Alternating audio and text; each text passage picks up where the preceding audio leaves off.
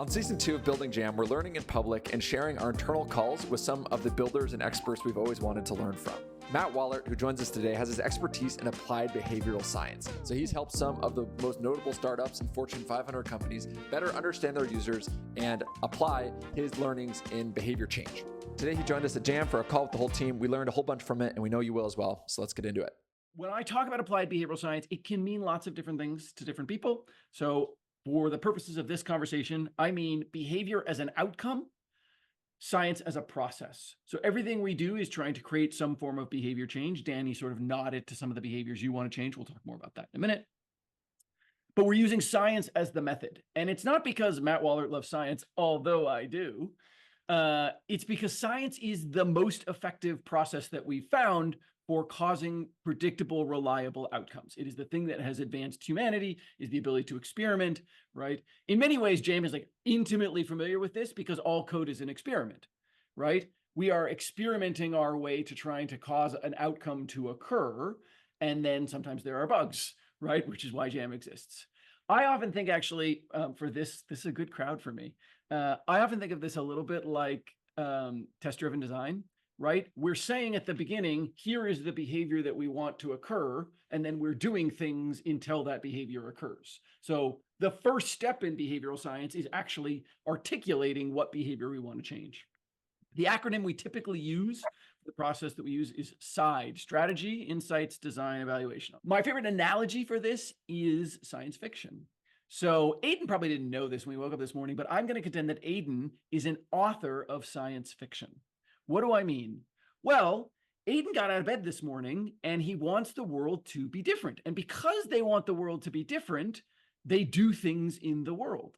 That's really what fiction is. Fiction is the creation of an alternative world that does not yet exist, right? He is an author of science fiction. That's what he does every single day. So what do science fiction authors do? They articulate, the first thing they have to do is articulate this future world. That's all strategy really is. Strategy is just the articulation of the world as we want it to be in a very particular format. Who is going to be doing what when we're successful? In behavioral science, we have a very specific format for that. We use something called a behavioral statement. I'll put one in the chat here. We'll get into this in a second. We'll actually do one together, but this is just a really formal articulation of this future world, right? Like there are all of these potential worlds. We have to decide which one is attractive to us as an author of fiction. What world do we want to live in? Once we do that, we have to understand the world that we have. We need a backstory, right? Because we need some way to get in between the two. So when we study the world we have in an insights phase, we're really looking for two very specific things. One, why the hell would anyone want to live in this alternative future? Aiden says this is the better future. Do other people agree? Why do they want to live there? What are the forces that push us there? We refer to those as promoting pressures, things that make a behavior more likely. And then two, the set of insights that we want is, well, if that's such an attractive world, if Aiden's world is such a good world that we want to live in, why aren't we already there? Right? There must be something pushing back, because if everybody in the world agreed that this is an attractive future that they want to live in, we'd already be there already. There must be some inhibiting pressures pushing back against that. And so we talk about behavior as a competition between those promoting pressures and those inhibiting pressures. So when we study, when we create insights, what we're really doing is looking at the existing world of behavior to understand why it occurs. Because then we can go into design. We can say, all right, well, if I understand that here's the attractive world that Aiden has painted for our future, here's the world of behavior we want, here are the reasons that does or doesn't happen already, then I can start to intervene on those reasons, right? I can increase those promoting pressures, make it more attractive, and I can decrease those inhibiting pressures. This is a place that Jam has been very successful, right? Jam doesn't spend a bunch of time convincing us that reporting bugs is good, right? In general, people already are motivated to have software that works, right? And so they have some promoting pressure to cause that to occur. A lot of what Jam does is just make it easier to do that, right? Reduce the inhibiting pressures. That doesn't mean we couldn't be doing some promoting pressure things, and we could probably brainstorm those in a little bit. That's all design is. So design says, given this set of pressures and a place that we want to end up, what is the world of potential things that we could do to cause those promoting or inhibiting pressures to change? And then finally, because it's science and because SID is a terrible acronym, we need an E on the end. There has to be some sort of experimentation, some sort of evaluation that says, well, does the world make sense? Can we build a bridge that says, here's where we are and here's where we want to go, and put some people on the bridge and see if they actually end up in Aiden's world, or do they end up in some other alternative future that's not great? We have to make sure that shit actually works before we deploy it at scale. One of the reasons I love behavioral science is it's the greenest of sciences, because our job really here is to kill all the bad ideas. It's to not build all the things that don't actually work, right? It's easy to come up with ideas, but we need to find the ones that are good, that actually result in that outcome that we want. But that means we have to be able to define good. So let's jump in with a little bit of strategy. Let's talk about, well, how do we actually figure out who wants, what we want in the world? And I'm going to pick another person. But Matt, can I ask one question? No, of course you can't. This is me talking at you. Yes, Ian, go ahead. I'm curious, like with new technology, I feel like we could call it inhibiting pressure, just not knowing about the alternative tool that exists to do something that you've wanted to do before. Yep. But I'd imagine you might call that not a very good reason, like not a true inhibiting pressure. Because actually, I think that's a great inhibiting pressure.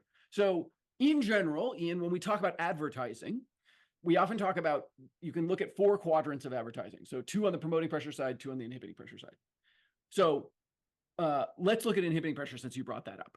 So there's one version of inhibiting pressure reduction advertising that is about making it more socially acceptable for you to want something, right? So reducing the sort of barriers to you, the wanting. And the other one is what we call awareness advertising. It's just, you didn't know this thing exists. Let me tell you that this thing exists that makes it better, right? You can see that on the promoting pressure side too. There's a difference between, I'm going to make you want to do something you've never wanted to do before, right? That's awareness.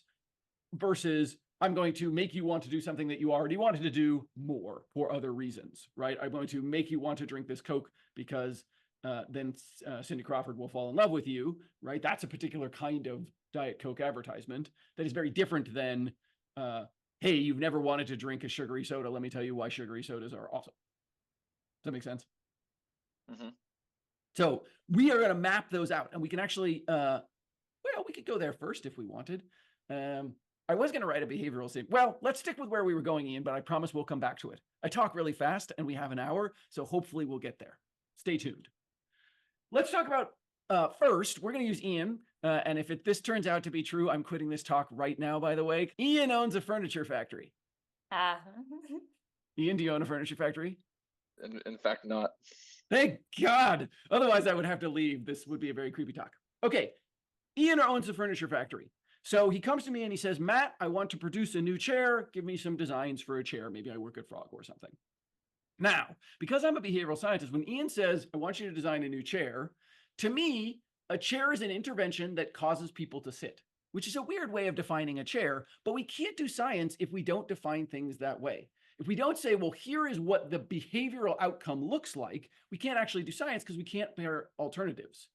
A lot of times what happens in the world is Ian says, Matt, design me a chair. So Danny designs a chair, I design a chair, Justin designs a chair, Preston designs a chair. We all design chairs. And then Ian, because he's the boss of the factory, goes, I really like Preston's chair. And that's the one that we go with, right? But that's not science, right? That's just a world where the person in charge says, I like this, and then we do it. That's not great. That's not science. Science instead says, well, the point of a chair is to get people to sit.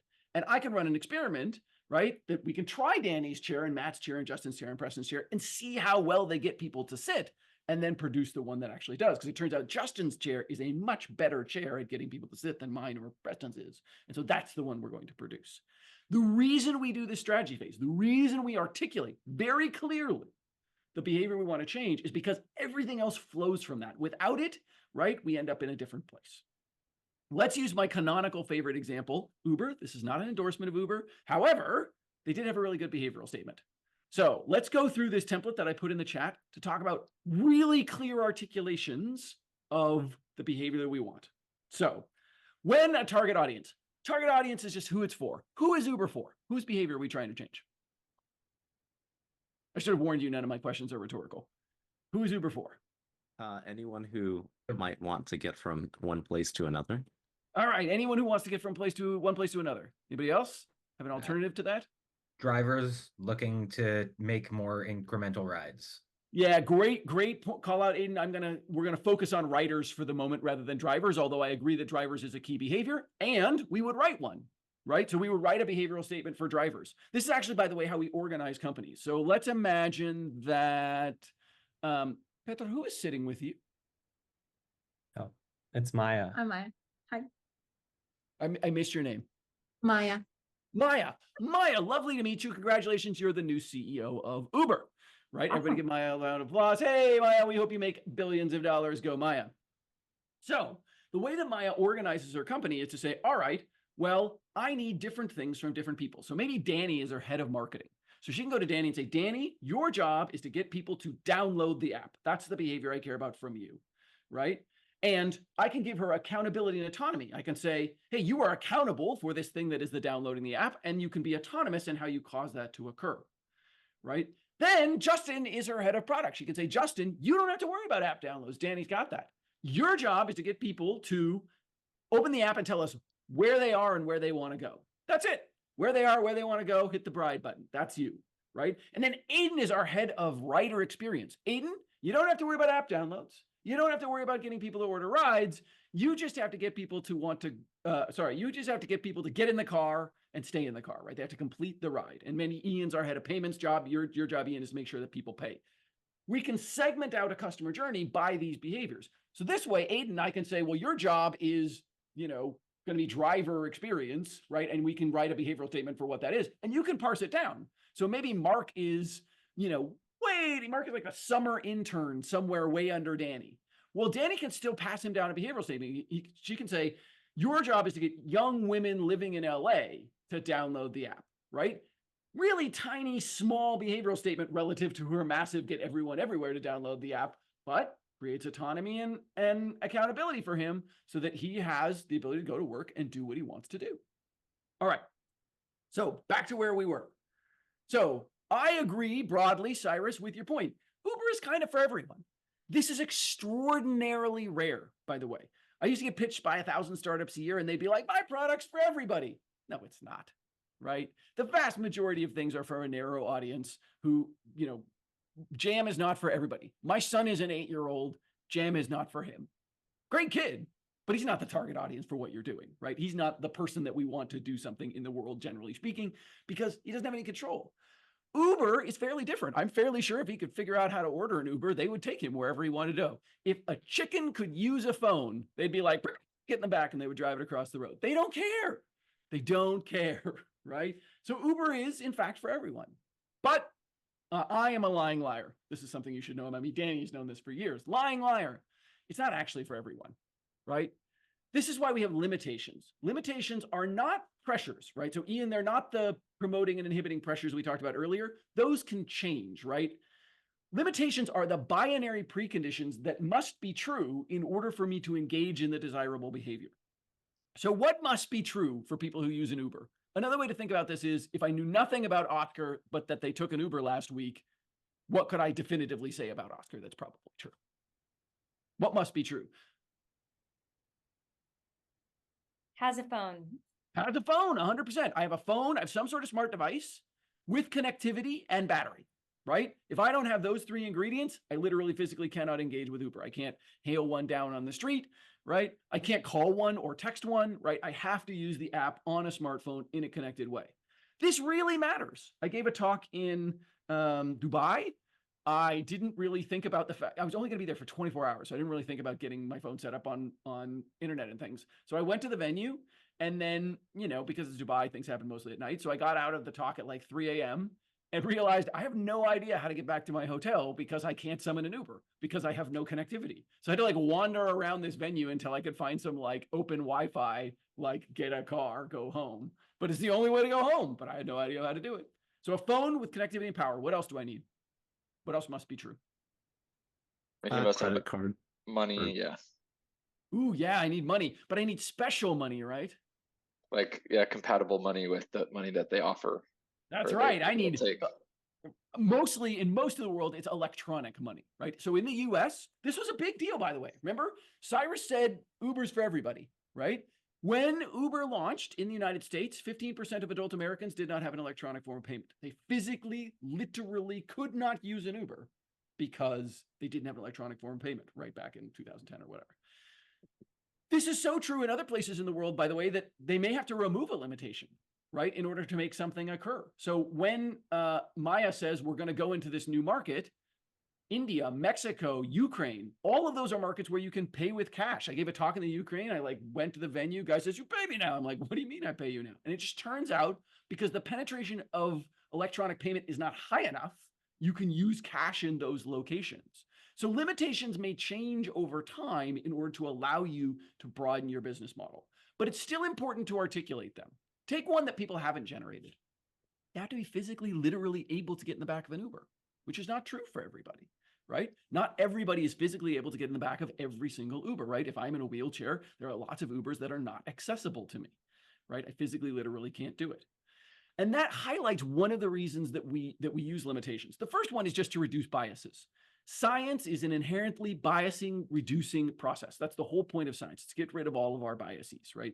Because if I had no biases, I'd be perfectly right all of the time, all right? I'd be an accurate observer of the information in the world with no biases at all, and I'd be able to create, predict everything. I'd be sort of omniscient. I'd be Mark, exactly. But I'm not Mark, Ian. I'm not Mark. Look at that hair, right? I am not Mark. So I can't do that. So I need processes like this that get rid of the biases that I have in the world. Limitations help us do that by calling out things that we typically don't think of. Danny said phones. People didn't think of that because we all have phones. We just sort of assume that we have smartphone connectivity and power kind of at all times. And then when you don't, you're sort of like, whoa, this is weird, right? We don't think about physically, literally able to get in the back of an Uber because for most of us, it's true.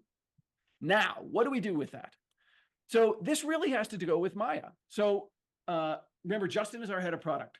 Let's take Aiden because Aiden's our head of writer experience. Let's put this under Aiden. Aiden comes up with his behavioral statement. Hey, I'm going to get people in the car and keep them in the car. And one of his limitations is if they're physically, literally able to get in the back of a car. And Maya can make a judgment call. She can say, hey, you know what, Aiden? You have to figure out how to get people who are not physically, literally able to get back in the car. That's up to you. You've got to product your way to that thing. You have to intervene your way to causing that to be true. Or she could say, hey, for our business case, we actually don't need to worry about that. It's a small part of the population in the world. Like, we're going to decide in a conscious way that we're not going to service that population, which is also okay. And then there's a third alternative, which is, Aiden, you don't have to worry about it because I've got Tony on it. Tony is actually working on a project specifically around that. And so for your accountability, you don't have to worry about it. In the same way you don't have to worry about getting app downloads, Danny's got that ball. So either we're going to just consciously decide not to worry about that. Hey, it's okay, I've got someone else working on it. Or no, you have to figure that out, man. Right? So those are the three things that can happen with limitations. And there are tons of limitations, right? Electronic payment, physically, literally able to get in the back of the Uber. You have to be somewhere that Uber is willing to pick you up and want to go somewhere Uber's willing to take you. I'm in San Diego. I can't order an Uber to go visit, New York City. That's not going to work. They probably wouldn't even drive me to San Francisco to see Danny, right? I certainly can't drive it I can't say, I want to go to Europe and Uber won't service that. There are also time aspects, right? There are places Uber will take me at 3 p.m. They won't take me at 3 a.m. There has to be driver availability. There's all these things. I guess another limitation is they have a preference. So Cyrus is right. That's a pressure. How do I know it's a pressure? Because I can change it, right? One of the ways to recognize it's a pressure is it's stronger or weaker between people. Limitations are always binary. You either have a phone or you don't. You either have connectivity or you don't. You either have an electronic payment or you don't. Cost. Well, perceptions of cost can change. Danny might think $10 expensive. Ian might think $10 is cheap. If it can change between people or within the person, it's a pressure. And that means that we can intervene, right? So having a preference for a lift is something we can intervene in. Wanting to take a taxi is something we can intervene in. Whereas like you not having a phone, right? Like that's not something we can probably dynamically change. So Ian, you're right to call it out. And Cyrus, you're right, it's a pressure. Right? Rather versus limitation. So now we've got when anyone who, has a smartphone and all these things wants to what? And Cyrus, you said this. What is the one and only reason to take an Uber? You want to get somewhere. Yeah, you have to want to go somewhere.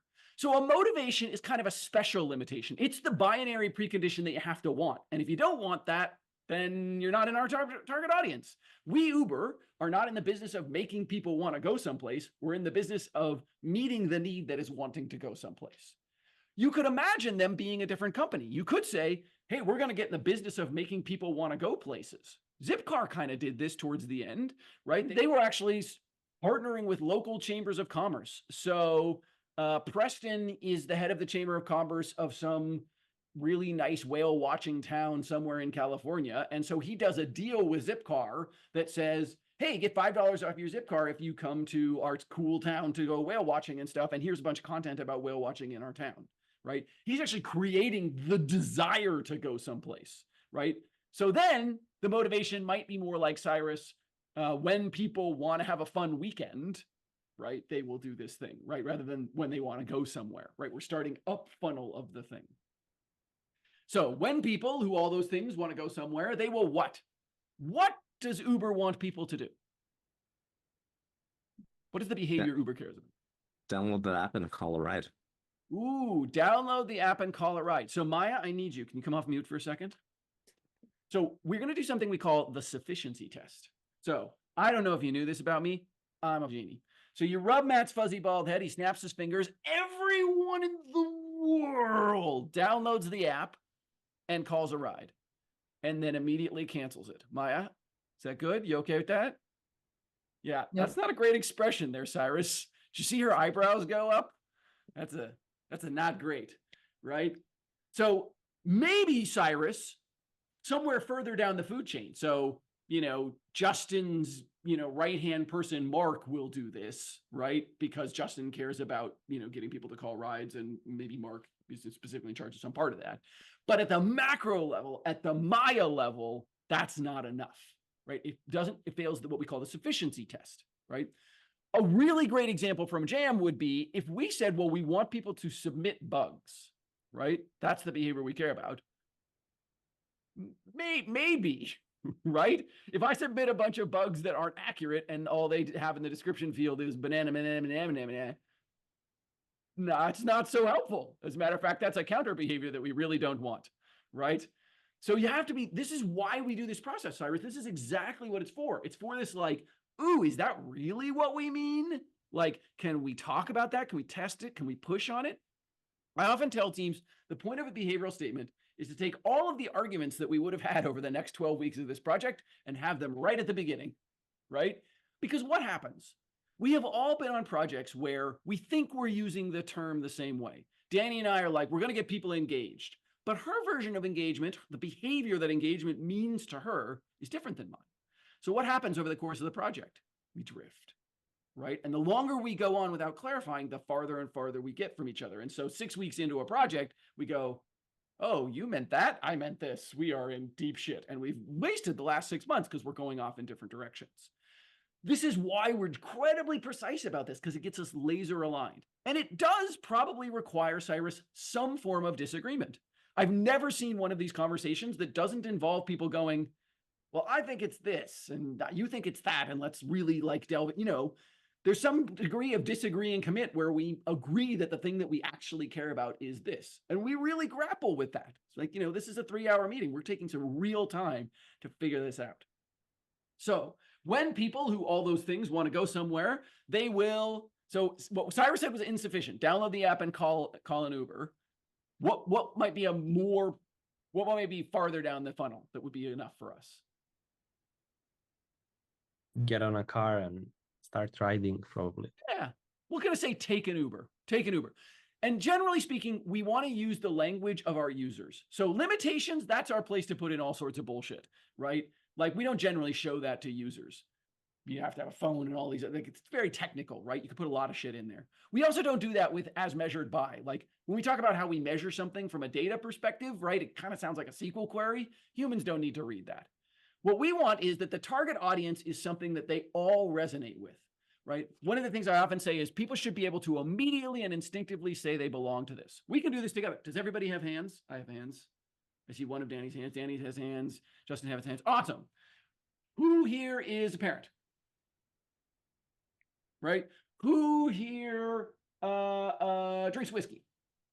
Perfect. See how they're like very instinctively, you can be like, yes, no, right? You don't want some subtle, tiny identity where you're like, maybe that's me, right? You want something that people immediately are like, yep, nope, right? You want that kind of thing. And we want that same thing for motivation and behavior. Motivation and behavior are syllogistic, meaning if I give you one, you'll give me the other. So if I say to Danny, hey, last week you took an Uber, right? The behavior. Why'd you do that? Oh, I had to go to the doctor. Oh, I had to go somewhere, right? So I gave her the behavior, take an Uber. She gave me the motivation, go somewhere. That's good, right? And vice versa. If I said, hey, Danny, you had to go somewhere last week. How'd you do that? Oh, I took an Uber, right? I gave you the motivation, go somewhere. You gave me the behavior, take an Uber. That's what we want, right? So finally, we're not done though, right? So when people who all these things want to go somewhere, they will take an Uber as measured by something. How are we going to measure Uber taking, Tony? What are we going to do for Uber taking? What's a measurement for Uber taking? Rides completed. Ooh, total number of completed rides. I like that one. Oscar, what is an alternative to that? What could we do that isn't total number of rides completed? Like rides incompleted. Incomplete rides. Total number of started rides. Okay, that could be one. Right, total overall volume versus completed rides. Preston, what's a different one? Requested rides. Requested rides. Mark, what's one that doesn't have the words rides in it? Price. Ooh, total number of dollars, right? Total revenue, that's one, right? All of those are valid measurements, but they all will lead us in different directions, right? Let me tell you about my friend Justin. Justin lives in the back of an Uber just all the time. Justin, he's here, he's there, he's everywhere in an Uber, right? Like everywhere all the time, Justin. Aiden, never taken, yeah, Ian, 5-star rides, right? Like ratings, that's another one. So Justin just lives in the back of an Uber. Aiden, never taken an Uber in his life. Never taken an Uber in his life. So we go to Maya, and Maya says, hey, the way I want to measure the overall success of the company is total number of completed rides. So Justin, in the last 30 days, has taken 100 rides. Aiden has taken 0. If I want more completed rides, who should I go after? Justin, probably. 100%, right? If he's done it 100 times, getting him to do it 101 times ain't gonna be that hard, right? Where if Aiden has done something never, and I want him to do it the first time, that's gonna be real tough. So if Maya says total number of rides, I'm gonna go address Justin. I'm gonna build like this very membership focused app. It's gonna be on high volume writers, right? I'm gonna get a few people do something a lot. Now imagine Maya says, as measured by total number of people who have ridden at least twice in the last month. Well, Justin's already there, right? If I ran a SQL query, he's in the 1 column. Aiden's in the 0 column. In order for me to make that number go up, I have to go after Aiden. Now I'm going to make a very different kind of app. It's going to be like a populist app, and it's going to be for everybody in every language and accept every kind of currency and go everywhere, because I want absolutely everyone on the planet to do it at least twice, because that's what Maya has told me, right? It's Maya's job to say what our business outcomes are, right? Because if you think about a business, there's really 3 parts. There's what behaviors do we monetize and how, right? There's how do we cause those behaviors to occur? And then how do we do that at scale? So that's our business model, our behavioral model, and our operational model. Maya is in charge of the business model. As the CEO, she says, this is how we are going to make money and the kinds of behaviors that we care about. It's my job to then cause those behaviors to occur up through an experiment. And then I need a whole implementation team who's going to do that at scale, right? Who's going to, build a bunch of engineering and customer support, all these things so that I can do it everywhere all the time, right? Once I can scale these things that I have in the middle. So Maya's choice about riders versus rides dramatically changes what I do. And I'm not saying one is right and one is wrong. I'm saying it's my job to foot to what Maya says, but I have to make sure that I know what Maya means. That's why we write a behavioral statement. The whole point of doing this is so we get to a very aligned perspective on who is going to be doing what when we're successful. When we rub Matt's fuzzy bald head and he snaps his fingers, does this thing actually occur? Does that make sense? Behavioral statements are useful across pretty much everything you do. Now, I'm a product person by nature, right? And so they're very useful for me, but they're useful in lots of different places. So for example, they're useful for strategy people. They will often tell you who your competitors are and who it might be unlikely alliances. So I would posit to you that there was a period of time where Uber and Netflix were locked in a death battle with each other. Locked in a death battle with each other. Danny, what does Netflix want you to do on Friday night? Not go anywhere. Right, stay home, watch things. Justin, what does Uber want you to do on Friday night? Go everywhere. Go anywhere, go out. These are incompatible behaviors, right? So they were locked. Now, look, they resolved it because Uber started delivering food and Netflix started streaming in the back of the car. And so, like, they got to this place where, like, you know, they sort of worked it out. But man, there was a period of time where those were really incompatible. But if you were Netflix, there were a bunch of potential partnerships. Who, let's see here, Peter, who else wants you to stay in on Friday night? Who else is aligned with that behavior? Yeah, probably some food deliveries and the stuff like 100%. Domino's Pizza. Preston, who else wants you to stay home on Friday night? Okay, here's a trick, Preston. I'm going to help you. Close your eyes. You're at home on Friday night. You're watching Netflix. Describe this scene to me. I was imagining samurais fighting each other and watching some period drama in Japan. You're watching it. Are you standing up? Nope, I'm sitting down. Ooh, what are you sitting on? A couch. Ooh, so you think that couch manufacturer might want you to stay home on Friday night so you experience the beautiful loveliness that is their couch and wear it out so they get new couches and have more soft couches and they can sell you more expensive couches? Are you watching it ephemerally in the air? On what are you watching it, my friend? Oh, on some console on a TV. Ooh, a TV. There's another person that wants you to stay home on Friday night. And this is the secret to Netflix's success. So a fun Matt Wallaert fact, in addition to I've never seen Titanic, is my first job talk, was at Netflix. They invited me to give a talk. I was like 22 at their Friday University on choice architecture and design. And then they gave me a tour of the building. We had lunch, etc. So we got out on the second floor in Los Gatos, and it was just a sea of televisions. And I was like, all right, this is a weird floor. Like, what is going on? Like, literally, the elevator doors open, and it's just TVs as far as you can see. And the guy says, oh, well, we figured out that you know, one of the primary things for Netflix is that, you know, everything we send you has to look good on your television. So we made deals with all the television manufacturers where they would send us their TVs in advance, and then we test all of our videos on their TVs. So we make sure that it appears really, really good ahead of time. And they figured this out in like 2010, right? That's really tight alignment with your behavioral statement. And you can do this with kind of any company. Mark, who else Uber wants you to go out on Friday night? Who else is invested in you going out on Friday night? Who else wants that? Restaurants, bars. Yeah, 100%. Restaurants and bars. Great. So Uber can do some sort of, you know, promotion with a bar, right? About getting you to go out. Belvedere, you know, vodka or whatever. Like, you know, they could do some co-promotion, right?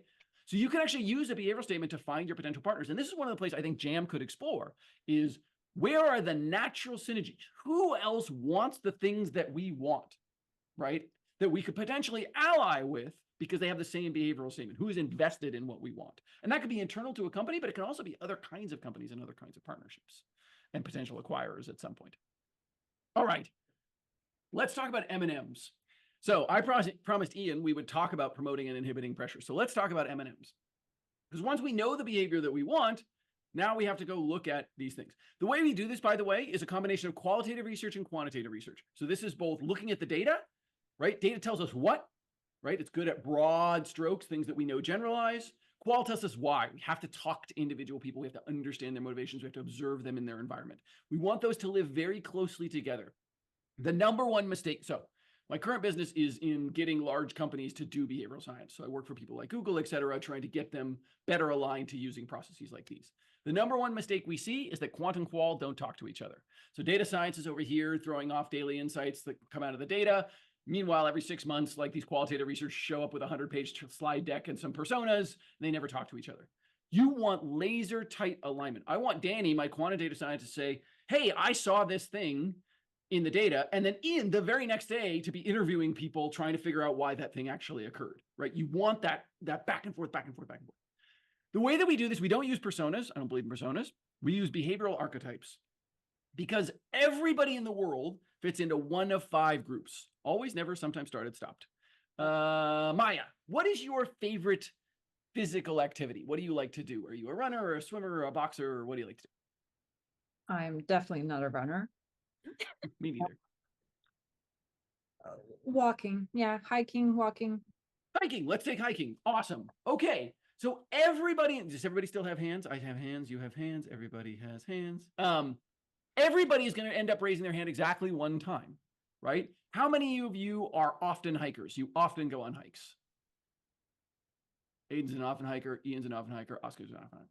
Who's a never hiker? You very rarely go on hikes, only if you're forced. Petra's like, yep. Who's a sometimes hiker? Sometimes you do, sometimes you don't. Right? I'm a sometimes hiker. Has anybody started hiking more recently? Right? They've recently kind of gotten into the thing that is hiking. Has anybody started hiking less? Right? They used to hike a lot. I'll put myself in that category. I probably am hiking less than I used to for a variety of reasons. Right? Everybody in the world fits in one of those 5 categories. They're what we call MISI, mutually exclusive. You can't be in 2 of them, right? But collectively exhaustive. Everybody is in one of them. Nobody's left out. This is true of any behavior. When we very closely align what behavior we want, right? We could say reporting a bug. There are people who always report bugs, never report bugs, sometimes report bugs, and then are trending in one direction or the other. They used to, but they don't do it anymore. Or they didn't used to, but all of a sudden they started. These last 2 categories, by the way, are really useful to us, right? If Danny used to report 1,000 bugs and she doesn't anymore, I really want to know what changed, right? And vice versa. If Aiden was like, nope, never report a bug, 18 months of no bugs, and then all of a sudden he reports 100 bugs, like what is happening, right? Did somebody like give him a talk? Did he figure out how to use the tool? To Ian's point, did he become aware that he could do this? Did someone tell him it was really important? Like what happened, right? And what we're looking for is the difference between those promoting and inhibiting pressures. Think back to Maya's hiking, right? Tony's hiking a little less than he used to, right? He's on the stopped, category. If I go and observe him, it's really different. One possibility is, well, I used to hike with my friend Matt. We used to go hiking every weekend, but then he moved. And so I just don't do it anymore because that social pressure is gone.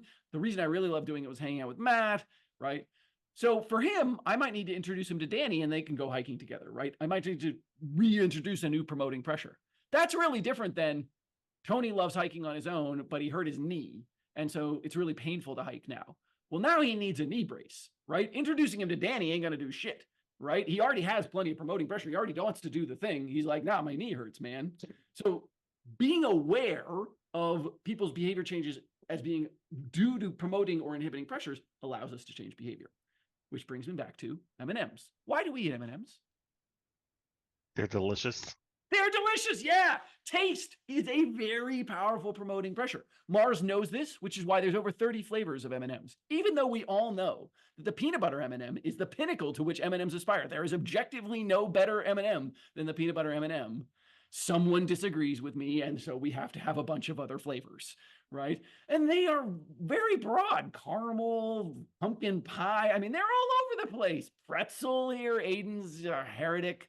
Although I will admit that, I like that sweet salty combination. It's not as good as peanut butter, but it's all right. I'm with you, Aiden. So they know that taste is a very powerful promoting pressure, which is why they have lots of different kinds of flavors. Why else do we eat M&Ms? Because lots of things taste good. Because we're told to by those big M&M commercials. 100% advertising, brand advertising, right? M&Ms are a ubiquitous American brand. They are the official candy of the White House. They're all sorts of things. Mark, you have come off mute twice to talk to me about M&Ms. So you want to play a game with me? Oh man. Yeah, let's do it. All right. The yellow M&M. Is the yellow M&M female identifying or male identifying? Male identifying. Is he big or small? He's big. Does he talk slow or fast? Slow. Does he have kind of a low voice or a high voice? Low voice. Yeah. Is he smart or maybe not so smart? He's the dumb one. He's the dumb one. You know a hell of a lot about an imaginary M&M character. And Danny's over here cracking up because Mark knows this. Danny, you probably would have gotten most of them right yourself. Why? Because they've been running the same ads for 25 years. It's amazing. Right? They're very deeply embedded into the American context, right? And this is true in other countries of other things. Cadbury Gems in India, Smarties in the UK, right? Which are basically just variants of M&Ms, right? They're incredibly Smarties changed their colors. They moved away from artificial colors, which made the colors look dull. People really lost their minds around oh man, now they look all pastel instead of all bright. And that was a big deal for people, right? Which brings me to another promoting pressure, color, right? This is why I love you all. Engineers sometimes struggle at this, Why? Because they'll say that's an irrelevant feature. Color is an irrelevant feature. The primary reason to eat M&M is taste. Color doesn't affect taste. Like, it's not a thing that you should care about. One of the things that we have to do is let go of our judgment. It's not our job to say why people should or shouldn't do something. It's our job to observe why people do or don't do things, whether those are logical, whether they fit our understanding of rational or irrational, whether or not they are irrelevant or irrelevant is itself irrelevant, right? We have to be accurate observers. And the reality is color matters, and I can prove it to you. First of all, almost all of you have a favorite color of M&M, right? The fact that you have a preference tells you color matters. I like the brown ones, right? It's congruent in my mind. They taste like chocolate. They look like chocolate. I like that. For some reason, my son likes the green ones. I don't know why. He just does, right? See, Mark's like the green ones are the ones. So that you have a preference is one thing. Another thing that you can look at is something we call counterfactual thinking. So this is a skill that scientists develop. It's imagining the world as other than it is. It's the basic building block of science fiction, right? Imagining a world that's different. So I want you to think about, instead of that bright, beautiful rainbow of M&Ms, they're all like puke green and urine yellow. I feel like you'd be like so quick to be like, handful of M&Ms when they're these like disgusting, like, but you know, look at Maya's face. She's like, you know, maybe not, right? So if you can imagine a world where color would cause people not to do something, then you are implicitly saying that color must be active in changing that they would be willing to do something. Does that make sense? Right? So we have to get away from our understanding of what's relevant and irrelevant and instead say, hey, it does cause people to do it or not do it. And we can draw evidence from the world. So as you might notice, I'm a little older than Danny is. I had hair once upon a time. So I remember a world in which there were two browns. There was like a lovely chocolate brown. It's kind of like a weird tan color, kind of a poop brown color. And that went away. Does anybody know what color that became? What did tan become? Purple? What is the newest Blue. M&M color? Blue! Was that Cyrus? No. No, who was it? Justin, it was blue. 4 bonus points, Justin. How did we get blue? Yeah, I don't remember this? now. It was not I corporate. think that. Oh, I think there might have been a survey, like a contest or a survey type We thing. voted. Justin is Yeah, 100% right. We voted for color. And by the way, this was like American Idol style voting because the internet wasn't really ubiquitous yet. And so you like dialed in and it was like press 1 for blue. The other alternatives were purple and pink. Justin, for bonus points, how many people do you think voted? Called in and voted for this thing? 50 million. 10 million. 10 million Okay, people all right. called in and voted for the color of M&M. Not a new flavor, just a new color. We believe that's unique. Well, it's unique. Aiden, I love this question. That's unique numbers that dialed in. So theoretically, I guess you could have started a new number and done it. It's the same person 10 million times, but over 10 million people, 10 million numbers, right? Color really matters more than you think it does. I have a clip I sometimes show when I teach college classes. It was like Dan Rather. And it's like, 10 people died today in the Iraq War. And the new M&M color is blue. Like, this was national headline news for a thing that a lot of people would have told me was an irrelevant feature, right? So remember, we need to be observers of the world. Here's the thing. And there's lots of these, by the way. There's brand, there's color, there's calories, right? In the form of satiation. Now, most of us would think of calories as a reason not to eat something. But when does M&M consumption peak? Mid-afternoon. Why? People eat lunch, their body metabolizes that into blood sugar, body releases insulin, right? Causes your blood sugar to go down. You gravitate towards high sugar foods in the afternoon. What do you like? A handful of M&Ms, right? You know who knows this? Snickers. Think about Snickers, right? They don't taste better than M&Ms. They never compete on taste. You've never seen a Snickers campaign that says we taste better. Eat a Snickers, it tastes better than M&Ms does. It certainly doesn't look better, right? If you've ever seen Caddyshack, they're not competing on appearance. What do they compete on? Peanuts for power. Snickers that satisfies. Yeah, satisfies. Yeah. Yeah, that's right. It's the satiation, Justin, right? You get Betty White and then she has a Snickers and she goes back to being a football player, right? It's about that satiation. They leaned into the term hangry, right? Snickers is satisfies, peanuts for power. This has been a 30, 40-year ad campaign for them. Since the early 80s, they have been, hitting on that like satisfaction, right? Because they found a novel promoting pressure that nobody else had really occupied that space, right? Wow. And so they gravitated towards that.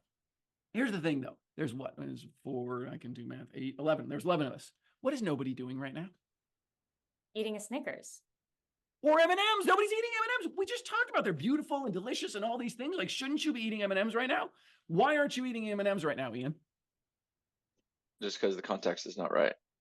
Ooh, the context. Oh, there's a contextual thing. It'd be kind of weird to like on this group call, be like eating the thing, right? There's a contextual clues. M&Ms, and sometimes, by the way, this makes pressures exist on both sides. Take color, right? Beautiful, bright colors. Totally makes sense at a holiday party. You can get them in holiday colors. Not so much at a funeral, right? Nobody's going like, yes, and now my funeral with these like giant, bright colored M&Ms everywhere. Like, it's just not the right context, as Ian points out, right? Aiden has another one. I finished my jar. They're not readily available, right? They're not readily available. Availability is a key inhibiting pressure, right? Remember, I'm a genie. If I rubbed my head and snapped my fingers right now, and all of you suddenly had a magical bowl of M&Ms on your desk, do you think at least some of you would probably be eating M&Ms right now if I suddenly made them super available? Now, here's what's magical about that. Remember, I said science is a debiasing process. Humans have a bias. We tend to think about, well, we want people to get more of something, to do more of something. We think about promoting pressures. So we think about new colors, new flavors, new ad campaigns. But here's the reality. The biggest thing that would change your pressure is your behavior is an inhibiting pressure. If I just made them available right now, you would be eating them, right? I reduce that inhibiting pressure and there you go. It's because of the systematic bias we have. It works the opposite direction, by the way. If I said to Danny, come up with some ideas to get people to stop smoking, she would almost certainly focus on inhibiting pressures. I'll make them more expensive. I'll tax them. I'll make them, you have to smoke them 50 feet from a door and outside in the cold, and I'll make them 1 inch long, and I'll put a giant filter on them, and I'll blah, blah, blah, blah, blah, blah, blah. She come up with all sorts of inhibiting pressures. And some of those worked. But how did we really beat smoking in America? Does anybody know? What was the most precipitous drop in smoking for us? Banning them in restaurants. Banning ads. Banning ads. That's right. There are one of the very few products in America that you cannot advertise. There was a landmark study that showed that young children as early as age 3 were more readily able to identify Joe Camel than Mickey Mouse. This study had a huge emotional impact on people, and we started passing legislation that meant that you couldn't advertise them. When I was a kid and you drove down the highway, every single billboard was cigarette advertising. Marlboro Man, Joe Camel, Virginia Slims.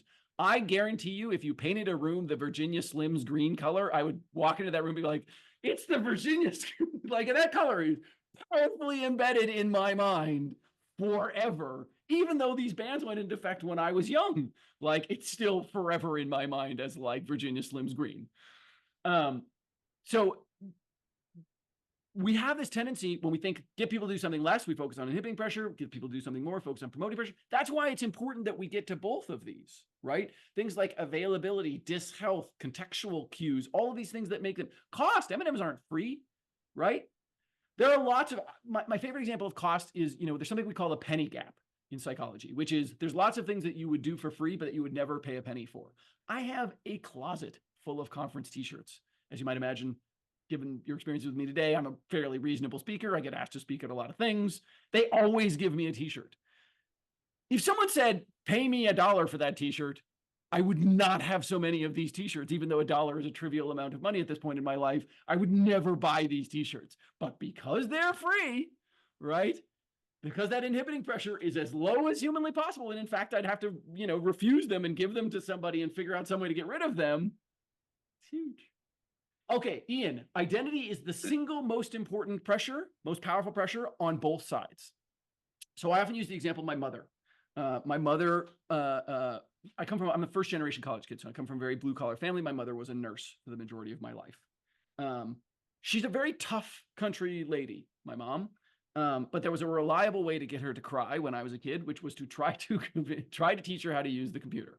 It was the most frustrating experience for her because it was incredibly identity incongruent for her, right?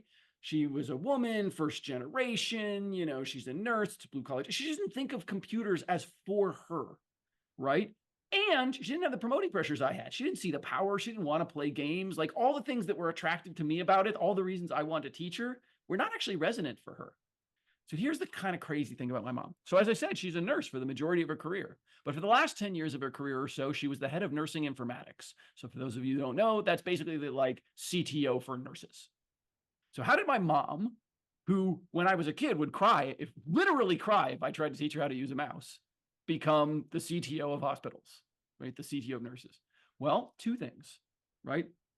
One, they attacked promoting pressures that were really important to her identity, Ian. They said, as a nurse, what you care about is causing people to become healthy. You care about the health outcomes of people. So let me tell you all the ways the computers improve the health outcomes of people. This was totally different when I did as a kid. I'm like, look how shiny they are. Look how powerful they are. And look at the games you can play. Like, she didn't need any of that shit, right? She didn't care about any of that. But man, she cares about, if you've ever met my mom, there's one thing she cares about, and that's about making sick people well. And so strong promoting pressures, identity-related promoting pressures. And then Ian, on the inhibiting pressure side, they very subtly and over time reduced the inhibiting pressures. So they showed a bunch of advertising that had female nurses using computers, right? They showed women using computers in all sorts of contexts. They showed nurses using computers in all sorts of contexts. They very slowly integrated into the environment in such a way that it felt like, oh no, this is not identity incongruent at all, right? This is actually like very congruent. Identity is insanely important, right? And to your point, Ian, I think Jam has this, right? There are a set of people in the world who think of themselves as bug reporters, right? I work in QA, like this is what I do, blah, blah, blah. Like that's part of their identity, right? And there are people for whom reporting a bug is actually incongruent. If you asked my mom to report a bug, even now, even having been the head of nursing informatics, she would probably say, well, I don't really know if it's a bug. And someone much smarter than me probably, you know, like has already found this and there's no reason for me to report it because maybe this is how it's designed. Maybe I'm using it wrong. Maybe it's user error. Her assumption is it's always user error. Something doesn't work in my house, she always assumes she's doing it wrong. When 90% of the time she's doing it right and the thing is fucked up. But because she has that identity, right, that is how she engages. So I think that's why we map out these promoting and inhibiting pressures, Ian. I think you're totally right, right? It's understanding always, never, sometimes, started, stopped, and looking at my mom, who's in the never category and going, wow, what's really going on for you? Is it because you don't think bugs are important? Or is it because you don't think that you're capable of reporting a bug? Hopefully this was all fun for you. I think we should all give a round of applause to two people. First of all, Maya, our CEO of Uber. Thanks for playing along, Maya. And Mark, who knows a lot about M&Ms. And then, of course, a round of applause for our fearless CEO, Danny, who's the one who brought me here. I'm here because I love Danny, and she's been an amazing person, and she built an amazing company. And I'm so proud of the thing that you all have created, because as a product person, you know, I spent the majority of my career building shit. I believe bugs are insanely important. And I also think it is physically, literally impossible for me to consider all of the edge cases of every single algorithm that I've ever written. And so I need other people to tell me that it's not working the way that they want it to work so that I can fix that. So I appreciate all of you. I hope this was fun and entertaining and you got to learn something that, you know, maybe use it on Jam, maybe use it to make yourself eat more or less M&Ms, up to you. But thanks all for having me. Big round of applause for Danny. Matt, thank you so much. Thank you, Matt. Unreal. Thank you.